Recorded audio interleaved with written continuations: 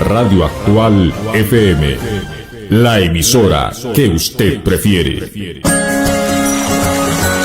Amantes de la naturaleza y defensores del medio ambiente, todos los sábados a las 11 de la mañana sintoniza Radio Actual 107.1 FM para que escuches un programa que te conectará con la belleza y la importancia de nuestros ríos. Gracias a la Alianza Nacional Ríos y Cuencas de Costa Rica, llega a sus hogares para que nuestros ríos lleguen sanos al mar. Un espacio dedicado a explorar, aprender y proteger nuestros recursos hídricos. Todos los sábados a las 11 de la mañana, solo por la 107.1 FM de Radio Actual, para que nuestros ríos lleguen sanos al mar, porque juntos podemos hacer la diferencia.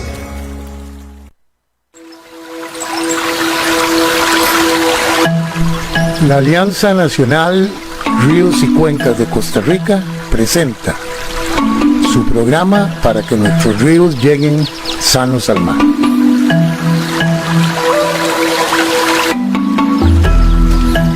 Muy buenos días y bienvenidos a su programa para que nuestros ríos lleguen sanos al mar.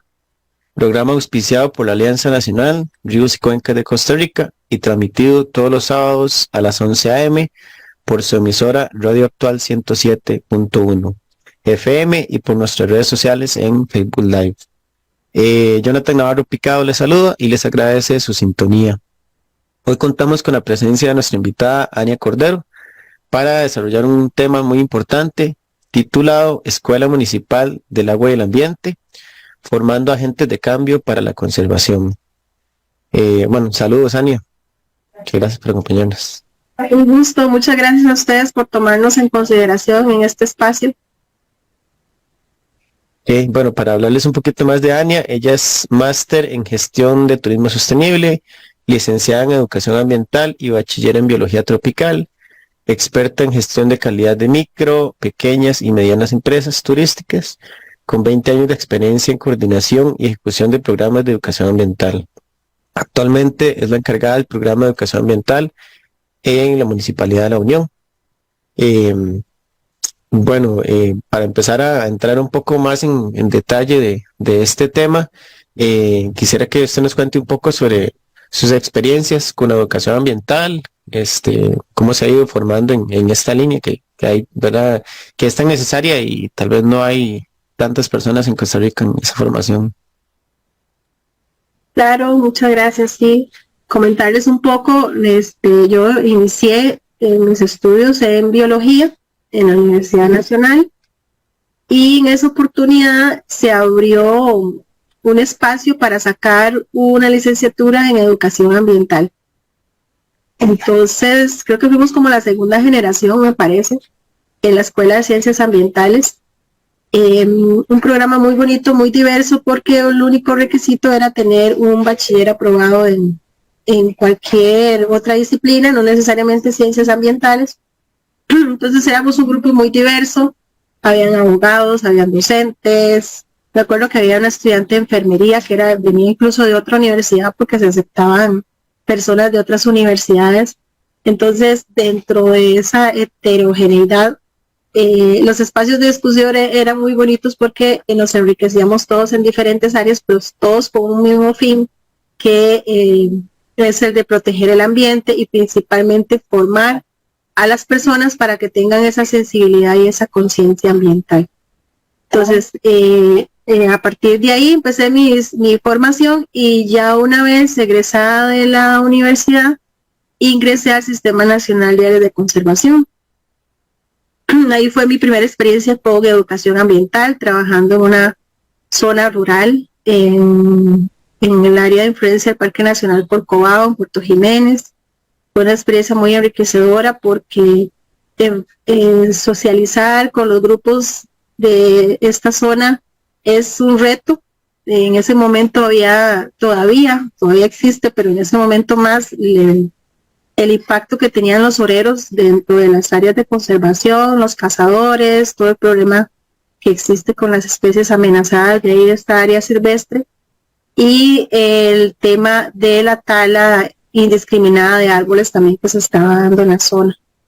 Entonces, eso me abrió mucho el panorama, porque pasar del área urbana al área rural con ese nivel de problemática y saber que en educación ambiental no solo se trabaja con los grupos que uno quiere o con la gente que siempre llega, es que a veces uno dice es que en las actividades que hacemos siempre llega la misma gente, ¿verdad? Y no necesariamente con la misma gente que trabajar, sino que hay que buscar la raíz de las problemáticas y trabajar con grupos que precisamente a veces son muy difíciles y tal vez representan un reto, pero que a la vez puede ser una gran oportunidad.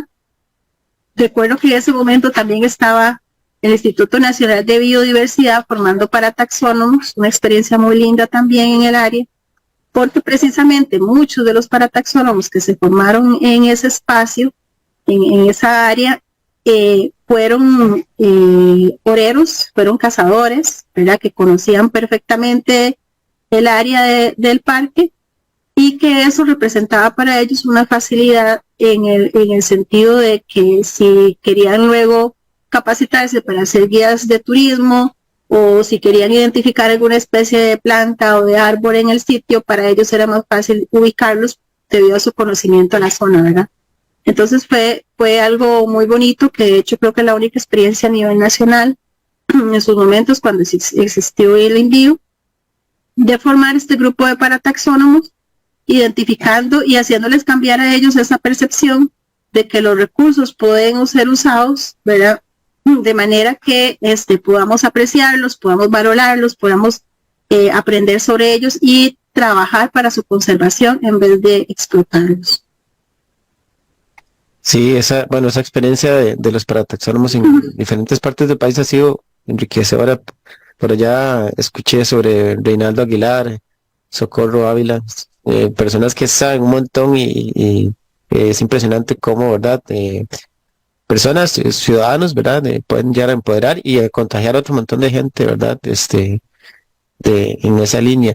Y Ani, usted decía algo muy interesante, que era como que tal vez a veces existe un ideal o lo que uno tiene en la mente de la educación ambiental y llega y un grupo tiene como un cierto rechazo, ¿verdad? O no es como todo lo bonito que uno esperaba. ¿Cómo eran esas experiencias, verdad? Cuando tal vez usted llega o en toda su carrera, incluso hoy día, cuando usted llega, tiene algo preparado y no, ¿verdad? Siempre existe como ese cierto rechazo, ¿verdad? Al cambio, hacer las cosas de una mejor manera. Y correcto, en todos los grupos con los que uno trabaja, incluso a nivel interno en las instituciones nos enfrentamos a una resistencia al cambio, como bien lo decís, porque nos gusta vivir en un estándar, en una cierta estabilidad, ¿verdad? Y cuando nos mueven eso, cuando nos hacen cambiar o nos hacen esforzarnos un poco más por mejorar, ¿verdad? Entonces ahí viene esa resistencia. Sin embargo, por eso es importante siempre las campañas de sensibilización, de información, tomar en consideración el criterio de las personas, ¿verdad? Siempre se hace como un diagnóstico, se hace una visita inicial con diferentes agrupaciones con las que uno quiera trabajar y en esa visita inicial se identifican precisamente cuáles son esas oportunidades en las que podríamos trabajar. Pero no necesariamente llegar con un tema a ofrecerlo o con una capacitación X que creo que podría funcionar, sino involucrar a la población para que a partir de ellos mismos se generen cuáles son las necesidades de esa capacitación, ¿verdad? ¿Qué es lo que necesitan? Escucharlos y tomarlos en consideración, para que no vean nuestra posición de facilitadores, porque a fin de cuentas nosotros los educadores ambientales somos facilitadores, como alguien que llega a imponer, sino como que alguien que precisamente llega a orientar ciertas líneas, ciertos caminos, ¿verdad? Y de esa manera involucrarlos en el proceso desde el inicio, ¿verdad? Que es un error que a lo largo de los años, procesos antes, que en educación ambiental el país tiene muchos años atrás, ¿verdad? De haber iniciado con esto, se cometía el error de que llegaban las instituciones con dinero, ¿verdad? Precisamente en una época en la que Costa Rica fue un país en las que se aceptaban muchas donaciones, se recibían muchas donaciones, muchas instituciones llegaban con dinero a las comunidades, hacían un evento X de capacitación, de formación, sin tomar en consideración la percepción de las personas, ¿verdad? Entonces, la gente fue quedando con esa idea de como que viene la institución X, viene con dinero, ok, muy lindo, la actividad del refrigerio, todo terminó ahí, y la iniciativa que se implantó murió en el momento en que salió la organización o la persona que estaba a cargo de eso. Entonces, por eso es importante desde un proceso, de un inicio, incorporarlos, hacer un diagnóstico participativo, tomar en consideración cuáles son sus necesidades, ¿verdad? Y a partir de ahí empezar a generar esa confianza, ¿verdad? Que se va ganando con el paso del tiempo. Recordemos que la educación ambiental es un proceso, pero no es algo inmediato, sino que debe ser constante y debe hacerse sostenible a través de la participación ciudadana. Sí, qué bueno que ha ido cambiando eso, ¿verdad? Porque sí existía como ese modelo antiguo del facilitador prepotente, que yo lo sé todo y ustedes son unos ignorantes, yo vengo con la plata, ¿verdad? Y no, que más bien cada vez se involucre más para que esos programas de educación respondan a las necesidades de la gente. Y eso me da paso para preguntarles sobre nuestro tema de hoy, ¿verdad? ¿Qué es en realidad la Escuela Municipal del Agua y del Ambiente? ¿Qué necesidades viene a solventar? ¿Con qué grupos? Básicamente que nos cuente bastante sobre la Escuela Municipal del Agua y del Ambiente. Claro, y ahora volviendo a la actualidad, porque eso es lo que les comentaba, era un poquito mi trayectoria, pero en la actualidad estoy a cargo del programa de educación ambiental que se gestiona desde la unidad ambiental de la Municipalidad de la Unión, que se llama así, Escuela Municipal de Agua y Ambiente. Inicia en el 2011 a través de una iniciativa del alcalde que estaba en ese momento, ¿verdad? Que mostró interés en hacer el Cantón del Agua, ¿verdad? Un cantón con mucha riqueza hídrica. Sin embargo, ya a partir de ese año se empezó a ver cierta presión en el recurso, ¿verdad? Entonces se identifica la necesidad de generar un programa actividades que motivaran a la población a participar en la conservación de ese recurso. Entonces, a partir de ese año, inicia una persona a realizar actividades puntuales en las comunidades, ¿verdad? Como arborizaciones, jornadas de limpieza, y con el paso de los años se ha ido evolucionando a establecer un programa más consolidado, ¿verdad? Con una estrategia. De hecho, ahora en la actualidad contamos con una estrategia de educación ambiental cantonal, que es única a nivel nacional en municipio, ¿verdad? Nosotros tenemos una estrategia nacional de educación ambiental que fue elaborada por el Sistema Nacional Diario de Conservación, pero a nivel de gobiernos locales es la única estrategia de educación ambiental elaborada en el momento. Entonces, a través del marco de la estrategia se identifican diferentes agrupaciones, diferentes temas que abordar con los 8 distritos que posee el Cantón de la Unión, trabajando ya no solo el recurso hídrico, sino también otros temas que son de interés para la municipalidad, ¿verdad? Porque el gobierno local no tiene ni el personal ni los recursos para atender todas las necesidades ambientales del cantón. De ahí la necesidad de que la población esté comprometida también a hacer un uso racional de todos los servicios que ofrecen nuestros ecosistemas, ¿verdad? De forma consciente, de forma responsable, viendo su rol dentro de esta gestión integral de todos los servicios, y que no solo sean las instituciones las que resuelvan, las que a través de la gestión de las instituciones se aborden los problemas, sino que sea la misma comunidad que participe en la conservación y el uso racional de todos los recursos. Entonces trabajamos temas, por ejemplo, como la gestión integral de residuos sólidos, el tema de la zona, protección de las zonas protegidas, áreas silvestres protegidas, perdón, que en el cantón tenemos 2, toda la parte de recurso hídrico que les comenté. Tenemos una parte muy importante de gestión de la biodiversidad, todo lo que tiene que ver con arborizaciones, ¿verdad? Todo el área ambiental que es competencia municipal.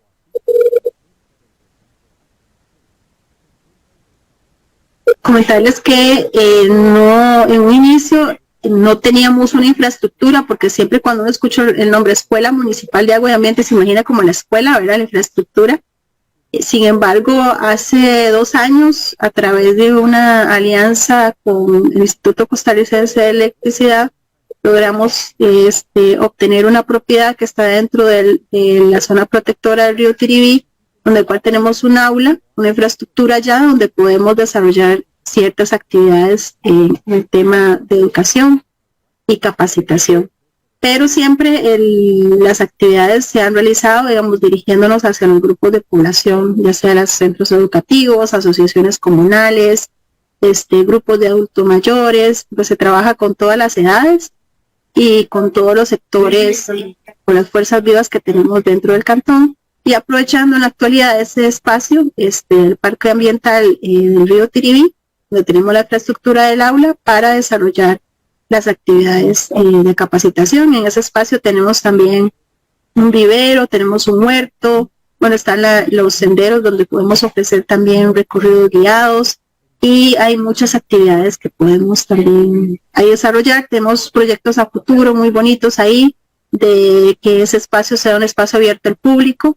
Estamos trabajando en eso porque recursos no hay, creatividad hay mucha, pero recursos faltan, entonces poco a poco se ha ido con el apoyo de incluso organización privada, hemos logrado obtener y adaptar el aula con infraestructura, ¿verdad? Y ofrecer un espacio más acondicionado para la atención de los grupos. Genial, Ania, y coméntenos esa inclusión de la palabra agua en la escuela municipal, ¿verdad? ¿A qué responde? ¿Cómo utilizan ustedes el agua como, no sé, si un eje temático? Bueno, en un cantón en el que hay tanta agua, ¿verdad? 2 zonas protectoras, nacientes y muchas de ellas con su área de protección. ¿Cómo se utiliza eso como un recurso para educar? Porque muchas veces el agua, ¿verdad? No se mete no tan de lleno en programas de educación ambiental. ¿Cómo lo han hecho ustedes? Y esa pregunta es muy importante porque para nosotros es fundamental destacar la conservación del recurso hídrico en el cantón. El recurso hídrico es uno de los recursos más deteriorados a nivel mundial. De hecho, ¿verdad? Está una crisis del recurso hídrico y lamentablemente se ha minimizado ese deterioro porque siempre se ha visto el agua como un recurso inagotable, ¿verdad? Sin embargo, el paso de los años nos ha mostrado que este recurso se está haciendo más escaso, que este recurso tiene fuerte presión por todos los impactos que se están viendo ahora, principalmente relacionados con el tema de residuos, ¿verdad? La mala disposición de los residuos, y que la gran parte de la responsabilidad de esta inadecuada gestión son precisamente las malas prácticas que se desarrollan en la población. Entonces, el agua siempre ha sido como el eje temático central. Nosotros no solo nos enfocamos en educación ambiental, en la parte de formación, sino que también brindamos las herramientas para que las personas puedan incorporar estas prácticas en su quehacer. Por ejemplo, en los centros educativos, cuando damos las capacitaciones sobre la adecuada separación de los residuos, les brindamos los separadores para que puedan hacer la clasificación, ¿verdad? O si les hablamos de compostaje, les damos la herramienta, la compostera giratoria para que puedan hacer compostaje. Cuando hablamos de la disposición, por ejemplo, de residuos peligrosos como baterías, fluorescentes, bombillos, instalamos dispositivos en las ferreterías, por ejemplo, en diferentes puntos del cantón para que las personas puedan ir a depositar de forma responsable estos residuos, de manera que no lleguen a las fuentes de agua a generar impacto y contaminación. Ahora recientemente se nos aprobó un proyecto de sensibilización y sobre el tema de colillas de cigarro, que es otro gran tema a nivel nacional y que ha tenido, creo, hasta la fecha muy poca intervención, ¿verdad? Las colillas de cigarro, a pesar de ser un residuo pequeño, es un residuo muy sumamente contaminante y que lamentablemente termina también en nuestras fuentes de agua generando un gran impacto. Entonces, lo primero, informar a la población sobre ese impacto, ¿verdad? ¿Qué se puede hacer? Y ofrecer opciones también para que las personas puedan disponer ya sea de esos residuos o generar una buena práctica a partir del proceso de formación. Otro aspecto importante en esto es que además de las actividades de capacitación, la municipalidad está invirtiendo en propiedades en las que a través de la investigación se ha identificado que son zonas de recarga acuífera y en la que hay presión, por ejemplo, por ganaderos o fincas en las que se están generando algunas prácticas que podrían ser nocivas para el recurso hídrico. Recordemos que nuestro país tiene fuentes de aguas subterráneas, entonces todas esas prácticas de ganadería y agricultura se podrían direccionar para proteger esas fuentes, esas reservas de agua del futuro. Entonces, en este momento hablar de educación ambiental, hablar de recurso hídrico, es un acto de sobrevivencia, ¿verdad? Como se lo digo a los estudiantes, ya no es porque esté de moda o porque somos un país verde, sino porque es un acto de sobrevivencia de la humanidad, ¿verdad? Porque sin agua, sabemos, no podemos solventar nuestras necesidades básicas, ¿verdad? Y de hecho se habla de que las crisis futuras a nivel mundial van a ser precisamente por el recurso de agua. Entonces, preparándonos para ese futuro es que tenemos todos estos procesos de formación y además previniendo las posibles eventualidades que puedan surgir para evitar esa crisis de recurso hídrico, ¿verdad? Entonces, todos estos temas de jornadas de limpieza, los dispositivos, las actividades de capacitación, en redes sociales constantemente estamos posteando sobre la conservación del recurso, ¿verdad? Sobre cómo podemos hacer nosotros para mejorar el tema del ahorro de agua, ¿verdad? Los compañeros de la unidad del recurso hídrico también tienen instaladas plantas potabilizadoras y tienen instaladas plantas también para darle tratamiento a las aguas grises y a las aguas negras. Bueno, entonces todos estos esfuerzos son para mejorar la calidad del recurso hídrico que se ha venido deteriorando, ¿verdad? Y que cada vez es más escaso y que no queremos enfrentarnos a una situación ya más crítica, ¿verdad? Sino que estamos previniendo con todas estas acciones para evitar que eso no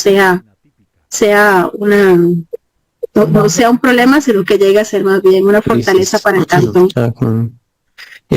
Ania, ahora que menciona todas estas nacientes, plantas potabilizadoras y de tratamiento, yo recuerdo que, bueno, uno de niño, qué sé yo, cuando yo tenía 5 o 8 años, uno llegaba, abría el tubo en la cocina y como pensaba como que el agua salía por arte de magia, ¿verdad? Como que no hay todo un proceso detrás, todas estas zonas de recarga y demás. Y me imagino que le pasa a muchos niños hoy día, ¿verdad? Dan por sentado que ya el agua sale de ahí. ¿Qué han visto ustedes? ¿Cómo han tratado ese tema con niños? Que es tan importante que ellos vayan desde pequeños mentalizándose, ¿verdad? Todo el esfuerzo que hay y toda la conservación tiene que haber para que haya agua, más hoy día con tantos cortes, ¿verdad? Con tantas sequías, periodos de precipitación que cada vez son más irregulares, no se sabe cuándo va a salir agua del tubo, cuándo no. Entonces, ¿cómo se maneja ese tema y como qué impactos ha visto usted en ellos cuando los sensibiliza sobre ese tema? Sí, vean, eso es muy importante y voy a aprovechar que está este espacio porque siempre es relevante cuando uno tiene estos espacios aprovechar y conversar sobre eso. En educación ambiental, la institución que a nivel nacional lidera este tema por competencia es el Ministerio de Educación Pública.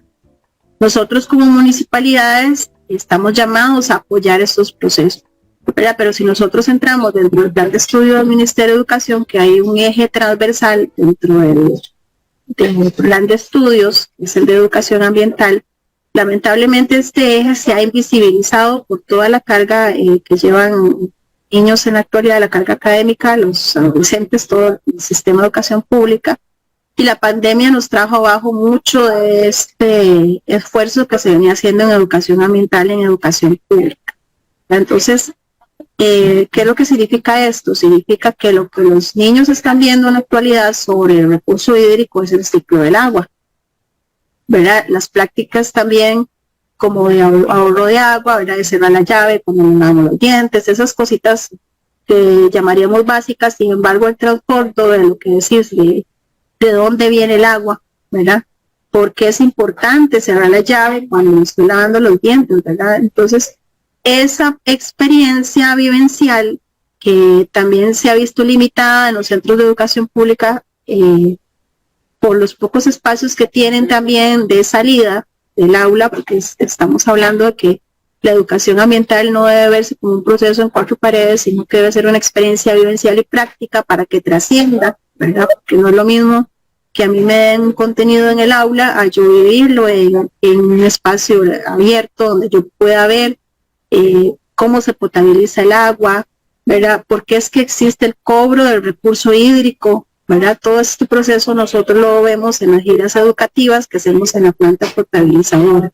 Entonces, la gran mayoría de los niños que llegan a la planta potabilizadora no tenían ni la mínima idea, ¿verdad?, de dónde venía ese recurso hídrico. Como vos decís, abrían la llave, muy fácil, el agua llegaba ahí potable, limpia, ¿verdad? No valoramos que en Costa Rica, en cualquier lugar del país donde abramos la llave, tomamos agua potable, ¿verdad? Cosa que en otros países del mundo no es posible, ¿verdad? Por eso el famoso negocio del agua embotellada.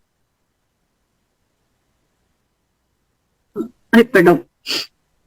Y después, otro tema importante es que ellos valoren el hecho de que ese proceso de purificación tiene que haber un personal a cargo las 24 horas, ¿verdad? Días feriados, sábados, domingos, que está el personal ahí haciendo ese proceso de limpieza, y que cuando hay lluvia torrencial, la sedimentación producto de la deforestación que se ha hecho en los bosques, a veces impide que llegue agua a las casas porque tienen que cerrar los compañeros la llave de paso, limpiar los tanques de sedimento, que son toneladas de barro lo que sacan de ahí, y que por eso es que se dan los cortes de agua. Entonces, ese proceso de sensibilización, de explicación, que los chicos vean las tomas de captación, dónde están las nacientes, porque es que existen zonas protegidas, ¿verdad? Porque ese es uno de los grandes logros que se aplaude a nivel internacional y a veces es minimizado a nivel nacional, ¿verdad? El Sistema Nacional de Áreas de Conservación, si no tuviéramos este Sistema Nacional de Áreas de Conservación, en este momento estoy segura, tendríamos crisis de recursos, pero principalmente del agua. Entonces, la existencia de esas zonas de bosque y ahora el esfuerzo que se está haciendo por crear corredores interurbanos, corredores biológicos interurbanos, que es conectar las zonas protegidas con los espacios que hay en las comunidades, ¿verdad? Entonces, formar esos corredores verdes de manera que podamos tener más áreas donde el agua pueda captarse, porque sabemos que el agua no solo llega al suelo directamente, sino a través de las plantas. Entonces, todos esos procesos que los niños los entiendan, ¿verdad?, porque son importantes, ¿verdad?, y que lo vean en un espacio natural, que sepan que el cantón tiene esas zonas y por qué es importante conservar el agua. Entonces, toda esa parte la hacemos a través de las giras educativas, que es una de las actividades más exitosas que ha tenido el programa durante estos años. Y no sé si ustedes recuerdan en sus niñas, pero las poquitas giras que uno hacía quedan plasmadas para siempre, ¿verdad? Y el aprendizaje que uno tiene, como me dijo a mí una vez un estudiante en una de las giras, dice, aprendí más aquí en esta mañana de gira que tuve que todo el año en mi clase de ciencias. Entonces es interesante ver cómo los chicos en un área en un espacio natural, ¿verdad?, pueden aprender tantas cosas, porque cuando vamos caminando por los senderos no hablamos solo de agua, ¿verdad?, hablamos de biodiversidad, de plantas, de conservación, de tantas cosas que se pueden conversar en una gira, en una experiencia vivencial, y que muy poco se llega a tratar dentro de un aula, ¿verdad?, con las pocas herramientas que puede haber en un salón de clase, ¿verdad? Bonito eso que nos comenta como de esa educación ambiental vivencial. Eso me acordaba de una frase de este ecólogo que murió hace algunos años, de E.O. Wilson, que decía: tú me enseñas y yo olvido, tú me muestras y yo recuerdo, tú me involucras y yo comprendo. Y es que realmente cuando se involucran los niños y realmente se llevan al campo donde surgen las cosas, como decimos, ¿verdad?, de esas nacientes, de todo ese proceso. Bueno, yo personalmente he acompañado a Ania con grupos de niños y uno los ve fascinados, o sea, de ver, porque a los niños les encanta descubrir, y el descubrir de dónde provienen las cosas, ¿verdad?, y que ya les hace como un sentido más de pertenencia o de preocupación, ¿verdad?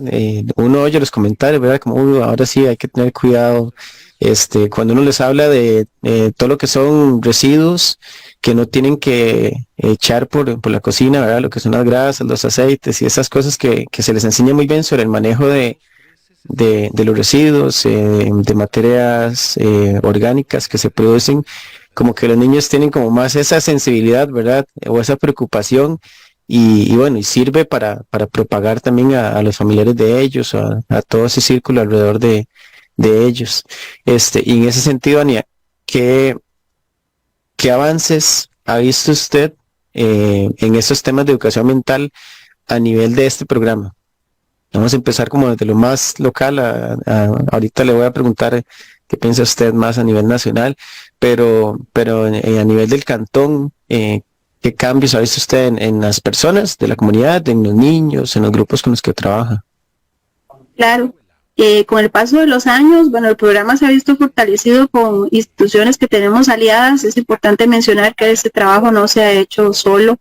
Este trabajo se hace con el esfuerzo y el apoyo de organizaciones, por ejemplo, el Movimiento Querido y Limpio, bueno, la misma Alianza Nacional de Ríos y Cuencas, instituciones, por ejemplo, como PNUD, hemos trabajado con TEU también, bueno, todas las instituciones como SINAC, ¿verdad? Todas estas alianzas que nosotros hemos tomado de mano para poder abarcar y ampliar el impacto que tenemos.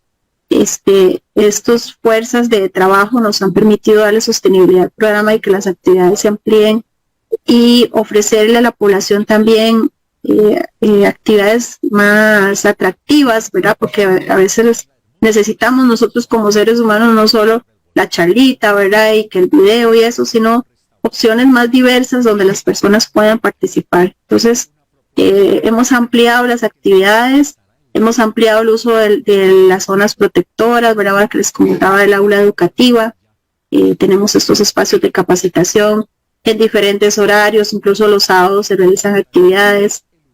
Algo muy importante que hemos mejorado mucho es la parte de la campaña de comunicación, que hemos visto que la educación ambiental sin comunicación y divulgación, ¿verdad? No se concreta tan efectivamente como cuando tenemos un programa de comunicación y divulgación que se ha visto fortalecido, ¿verdad? En redes sociales, en grupos de WhatsApp, porque y principalmente luego de pandemia lo vimos, ¿verdad?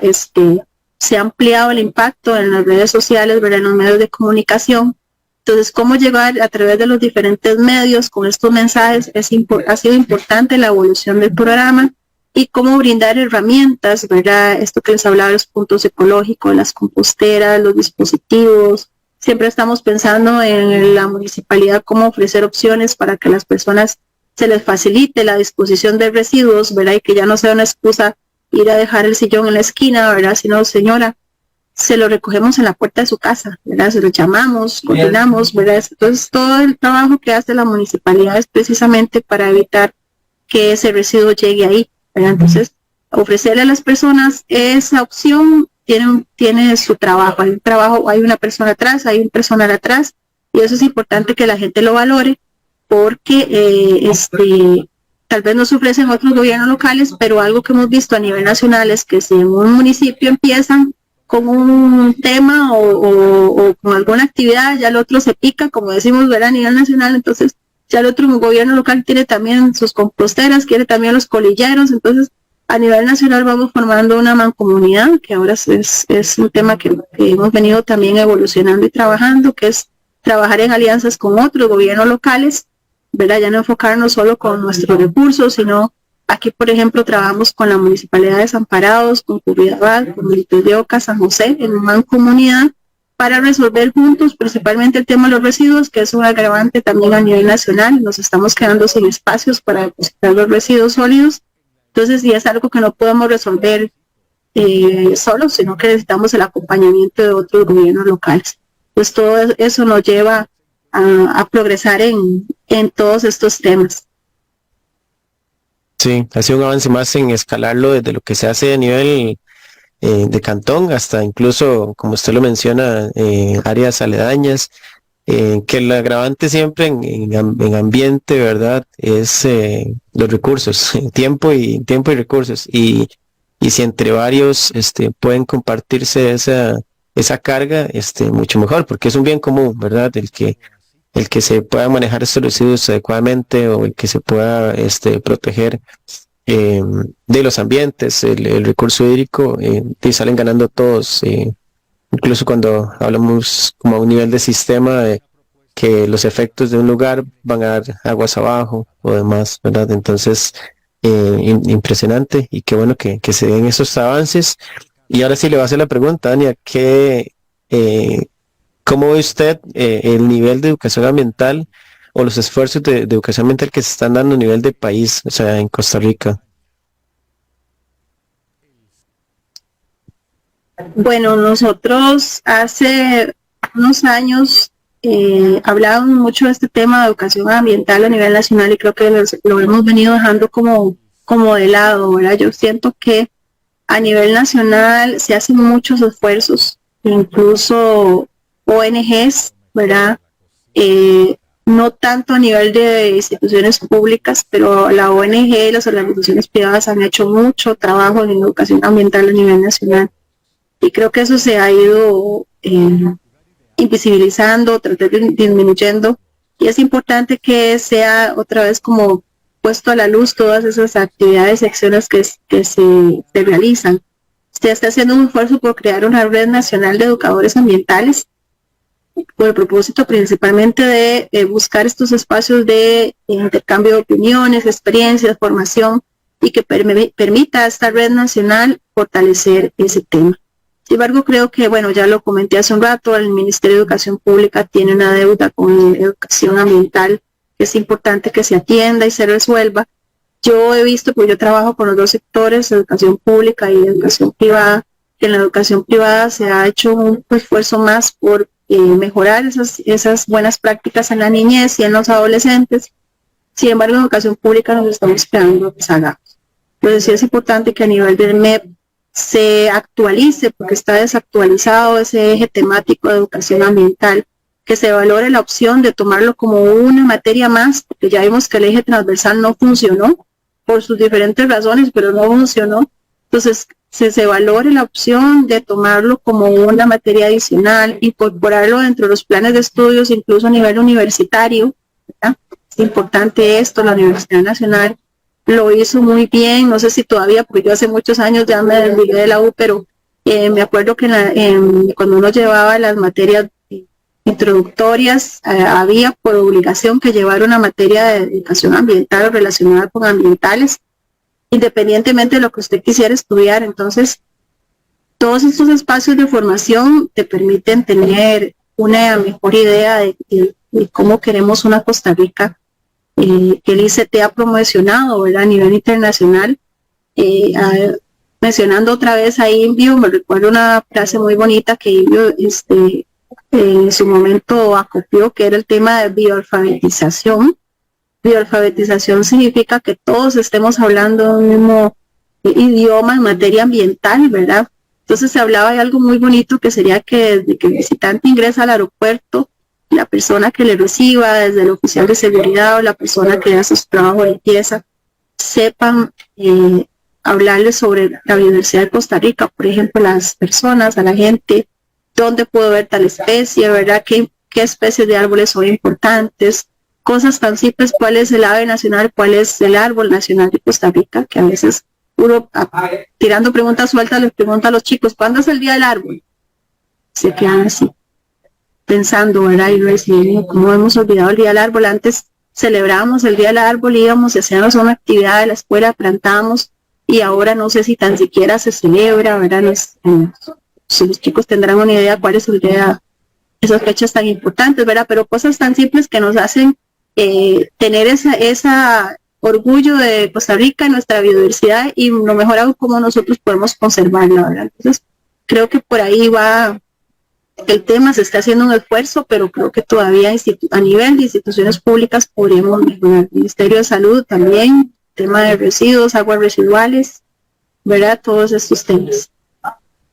Sí, creo que hay que mejorar toda esta parte de divulgación que usted menciona, porque sí hay iniciativas y yo también lo he visto, pero a veces queda dentro del mismo círculo, ¿verdad? Las mismas personas que ya tienen esa conciencia ambiental, y hoy día tenemos un recurso que se expande, ¿verdad?, en cuestión de menos de segundos, que son redes sociales, el internet. Entonces hay que hacer mucho más esfuerzos para divulgar esas buenas prácticas y empezar desde lo personal. O sea, así como las personas comparten videos graciosos o cosas que están en tendencia, hagamos tendencia en todo lo que se está haciendo bonito en el país, todas estas celebraciones, cuando vemos algo conmemorativo ambiental o que se está haciendo una limpieza en tal lugar y todo eso. Entonces creo que de eso y bueno, y también lo que usted nos mencionaba a nivel del MEP, concuerdo, creo que sí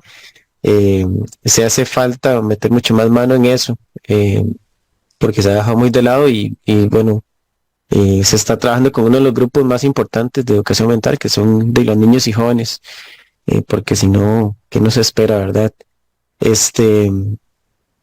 Ania, cuéntenos un poco también cómo se pueden acercar las personas a todos estos programas que ofrece la municipalidad, ¿verdad?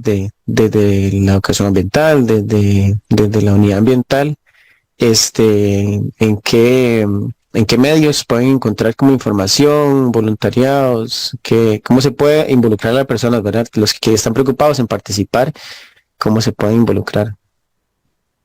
Sí, claro, están invitados cordialmente a participar de todas nuestras actividades, principalmente, y bueno, ya en las campañas lo hemos visto, que tenemos campañas de recolección de valorizables y tenemos trueques ambientales, intercambio de vidrio por vasos o de abono por tapitas. En estas actividades hemos recibido personas incluso de otros cantones que vienen con sus tapitas y participan en los intercambios. Igual nos pueden seguir en redes sociales. En Facebook estamos, bueno, pueden ingresar como Municipalidad de la Unión, pueden ingresar como Escuela Municipal de Agua y el Ambiente, y en Instagram tenemos la página igual de la Municipalidad de la Unión, o nos pueden buscar como ambiental_ y la Unión, o en la página web de la Municipalidad, ¿verdad? Que es launion.com. Igual en las redes sociales siempre con anticipación divulgamos. De hecho ya sacamos el calendario de los intercambios que vamos a tener este año, el calendario anual. Entonces nos pueden buscar para que anoten las fechas y no se les pase y puedan participar también. A la población del cantón les invito a que aprovechen todas estas actividades. Son actividades muy bonitas que tenemos. De hecho se van a realizar actividades de tour guiados, aulas educativas, conteos de biodiversidad. Entonces, para que no se pierdan, anoten las fechas, participen y aprovechen de estos servicios que ofrece la municipalidad de forma totalmente gratuita. Genial. Y es que se tiene este beneficio, ¿verdad? Que es un cantón con dos zonas protectoras y con este río, el río Tiribí, que es tan importante en el área metropolitana, que viene de esas partes medias, ¿verdad? Tirando hacia la parte alta. ¿Cómo se maneja ese tema, Ania, a nivel de la cuenca de la subcuenca del Tiribí? Para que las personas vean esa conexión, ¿verdad? De lo que pasa incluso fuera del cantón, aguas arriba, en la parte más alta de Llano Grande, Goicoechea, y que también lo que se hace a nivel del cantón y sus efectos puede influenciar positivo o negativamente el cantón o otros cantones aguas abajo. Y también, bueno, es importante mencionar que dentro de las comisiones de las que formamos parte, también estamos integrados dentro de la red de cuencas. Estamos entre la comisión del Voto Garavito y estamos en la comisión interinstitucional a nivel nacional, que ve todo este tema de no solo el tema del agua, pero con un tema abordando principalmente temas de recurso hídrico. Pero a nivel de actividades de educación, lo que intentamos hacerle ver a la población es que aunque no tengamos el mar aquí en la orilla, ¿verdad?, tan cerca, todo el impacto que se genera de tirar un simple papelito en la acera, cuando ese residuo llega al mar y se junta con las toneladas de residuos que otras personas han tirado en las aceras dentro de la gran área metropolitana, nos enfrentamos, sé que contamos, y eso tal vez no es tan expuesto a nivel internacional porque no nos agrada decir las cosas malas, ¿verdad?, como una de las cuencas más contaminadas a nivel de Centroamérica, ¿verdad? Entonces, todo ese impacto que estamos generando también, no solo en el agua, sino en la biodiversidad que tenemos, de hecho, instituciones de la academia que han hecho estudios en cocodrilos y en la biodiversidad presente en estas zonas, que ven los impactos de los residuos, incluso de medicamentos vencidos, que es otro gran tema, ¿verdad? ¿Cómo es posible que encontremos en la sangre de un cocodrilo, ¿verdad? Dosis de acetaminofén y paracetamol, como si el cocodrilo hubiera ido a medicarse, ¿verdad?, con estos medicamentos. Pero ahí es ahí que nos damos cuenta de que el efecto del medicamento que tiré a la cloaca o a la tubería, ¿verdad? Entonces, eso llegó hasta ahí, ¿verdad? Hasta causando un gran efecto en nuestra fauna y en nuestros recursos en general. Entonces, le mostramos a la población, bueno, la investigación, ¿verdad?, que es súper importante, también un aliado, además de la comunicación en educación ambiental, ¿verdad?, cómo los estudios nos demuestran que estamos impactando a esta biodiversidad, a estos recursos, al agua, ¿verdad? Y a través de estas comisiones que se integran con otras instituciones, tratar de resolver esos problemas que tenemos en el tema del recurso hídrico, ¿verdad?, los impactos que se... Sí, entonces, a nivel de comisiones interinstitucionales, se trabaja este tema, ¿verdad?, de la conservación del recurso, y principalmente políticas, planeamientos, acciones que permitan hacer que las actividades no se aíslen en un solo espacio, territorialmente hablando, sino que se distribuyan dentro de todo el gran área metropolitana, y también tomando las acciones que les comentaba hace un momento del trabajo que se hace con fincas ganaderas, con personas que tienen sus actividades dentro de las zonas de recarga acuífera, trabajando en conjuntos con ellos también para prevenir que el recurso hídrico se vea deteriorado por todas estas acciones. Entonces, toda esa investigación, todo ese trabajo que se hace es con el objetivo de mejorar nuestro sistema de calidad de agua, las plantas de tratamiento, ¿verdad?, que les comentaba. Pero es un gran esfuerzo que se hace a nivel interinstitucional. Sí, perfecto. Y ojalá que esos programas, ¿verdad?, o que todas estas actividades, usted lo mencionaba hace ratos, que a veces una organización, una municipalidad ve que alguien está haciendo algo de una forma y lo replica. Eso, ojalá, ¿verdad?, será como lo ideal. Y más si hablamos a nivel de la cuenca, ¿verdad?, que está bastante degradada, del Virilla, ¿verdad?, y el Tárcoles en sí, se vayan replicando todas estas buenas prácticas y que, bueno, sea algo planificado, ya que existe una comisión, entonces se pueda organizar bien este trabajo y replicarlo. Ahí como para ir cerrando, Ania, bueno, primero agradecerle todo lo que nos ha compartido y sobre su experiencia. ¿Qué cosas nos puede mencionar usted que funcionan, así como hablando un poco de experiencias de aprendizajes y fallos, ¿verdad?, o cosas que tal vez no funcionan bien en educación ambiental? ¿Cuáles cosas buenas y cuáles no se deberían replicar en educación ambiental para que otras municipalidades, otras organizaciones lo tomen en cuenta? ¿Nos podría usted recomendar? Y bueno, destacar el aspecto de que siempre hay que involucrar a la población en la participación desde un inicio. Siempre es importante hacer una campaña previa de preparación, de sensibilización, y tomarles en consideración sus opiniones. Recordemos que nosotros tenemos el conocimiento, pero la población tiene información muy valiosa siempre de todos los sectores, de cómo nosotros podemos abordar e intervenir. Entonces, eso es súper importante, realizar diagnósticos conjunto también y hacerlos partícipes de las actividades y de las soluciones donde ellos pueden tomar un rol, ¿verdad? Recordemos que la población también debe verse involucrada en la ejecución y en la resolución de los problemas. No que la institución resuelva, no que venga alguien de afuera a hacerlo con nosotros, sino que siempre ellos deben involucrarse en esa participación.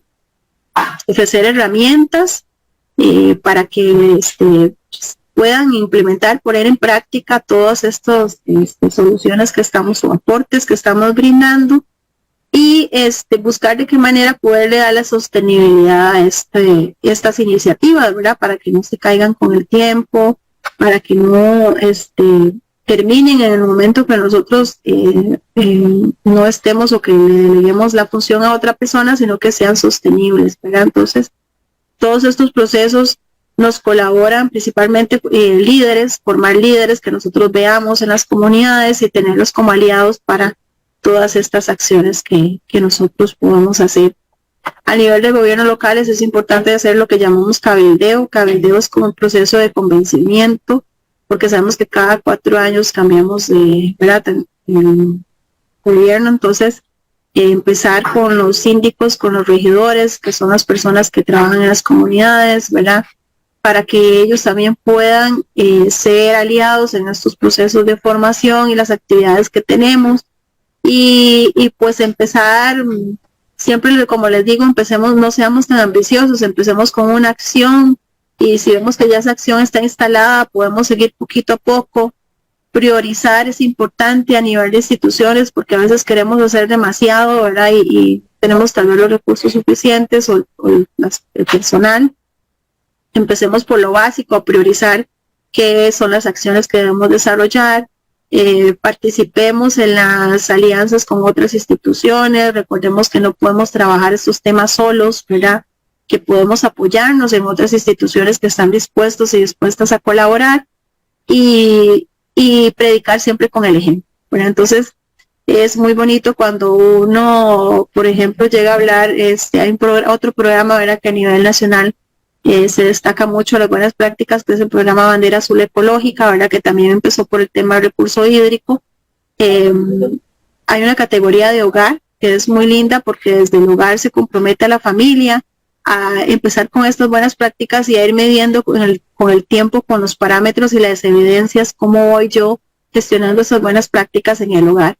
Pues así debería ser en las mismas instituciones, ¿verdad? También cómo nosotros hemos evolucionado con el paso del tiempo, gestionando nuestros recursos, y por dicha a nivel nacional tenemos buenas políticas, ¿verdad?, que nos han apoyado en este proceso, ¿verdad? Tenemos las estrategias de compostaje, tenemos el plan de reducción de plástico de un solo uso, tenemos la estrategia de reciclaje, tenemos muchos documentos en los que podemos apoyarnos para trabajar en conjunto, ¿verdad? Pero sí hacer ver a la población que necesitamos la participación activa de ellos para que esto sea posible. Sí, bueno, ahí hay bastantes cosas interesantes para que la gente tome nota, y muy importante eso, ¿verdad?, de que se eduque para empoderar, no como para asistir. Creo que muchas cosas han caído, y como usted lo decía, a veces los programas tienen un fin, digamos, un final en cuanto a presupuesto, de que alguna organización, de que alguna persona esté apoyando un grupo de personas, pero si esas personas se capacitaron bien, se empoderaron, bueno, pueden o sienten la suficiente capacidad para seguir adelante y darle continuidad a esos procesos. Entonces eso es muy muy importante. Y lo otro que se da lamentablemente, y que ojalá vaya cambiando, y que se ha dado en algunos casos ese cambio, es apoyarse, no tener como ese egoísmo, ¿verdad? No, esto solo lo hago yo como institución, sino que también esta idea de la mancomunidad es muy, muy bonito, porque como decíamos anteriormente, es compartir los recursos para un bien que todo nos beneficia. Entonces, bueno, no, creo que ha estado muy amena la conversación sobre su experiencia en educación ambiental en diferentes ámbitos, ¿verdad? Desde lo rural, ahora aquí en el área metropolitana, desde lo urbano, que se enfrentan otras situaciones, otras problemáticas, otras fortalezas también. Y bueno, todo lo que nos comentaba a nivel de la Escuela Municipal del Agua y del Ambiente, que bueno, que ojalá siga creciendo este programa, se puedan dar más más beneficios a la comunidad, al cantón, y que, bueno, como decíamos, otros cantones, otras municipalidades, otras organizaciones puedan ir replicando estos procesos, porque no podemos dejar de lado esa educación ambiental. Lo hemos visto ya con desastres naturales, ¿verdad? Y la gente siempre vuelve a caer en los mismos comentarios, ¿verdad? Es que es el montón de residuos sólidos en las alcantarillas, que es que deforestan, y como que muchos ya lo saben, pero no se toman esas acciones, ¿verdad? O no sé si se desconoce o qué, pero por ahí es donde falta todavía solo pasar de entenderlo a aplicarlo, ¿verdad? Todo eso que hemos aprendido y que ojalá podamos seguir propagando. Entonces, no sé si un saludo final ahí, Ania, para el radio. Sí, muchas gracias. Ojalá podamos tener muchas escuelas de agua y ambiente en los gobiernos locales a nivel nacional, ¿verdad? Sería muy bonito trabajar esto. Yo sé que muchas municipalidades hacen actividades de educación ambiental con sus recursos limitados, ¿verdad? Pero ojalá se vean fortalecidas a través del enfoque de conservación, ¿verdad? También que no pensemos que conservación solo es para SINAC, o solo para el Sistema Nacional de Áreas de Conservación, sino que también los gobiernos locales ya tenemos que empezar a ver ese tema también de conservación, de biodiversidad, ¿verdad? Porque todo está relacionado al fin de cuentas, ¿verdad? Ambiente es uno solo y el eje central, seres humanos, en el sentido que nosotros tenemos la responsabilidad de velar por que ese ambiente sea un ambiente sano. Entonces tenemos mucho por hacer y ojalá, si no han empezado con un cambio a favor del ambiente, empiecen desde hoy con una pequeña práctica, ¿verdad? Que puedan informándose de sus gobiernos locales qué se está haciendo, qué instituciones tienen en sus comunidades cercanas en las cuales puedan apoyar, y involucrándonos cada vez más en estos procesos. Muchas gracias por el espacio y ahí estamos a la orden. Perfecto. Entonces agradecemos a nuestra invitada Ania Cordero por su presencia y haber compartido sus experiencias con nosotros en este programa. También agradecemos a nuestros estimables radioescuchas y cibernautas por su sintonía. Nos despedimos deseándoles a todos una feliz tarde y los invitamos a que nos vuelvan a sintonizar de hoy en 8 a las 11 a.m. por Radio Actual 107.1 FM para una nueva entrega de su programa para que nuestros ríos lleguen sanos al mar. Saludos cordiales.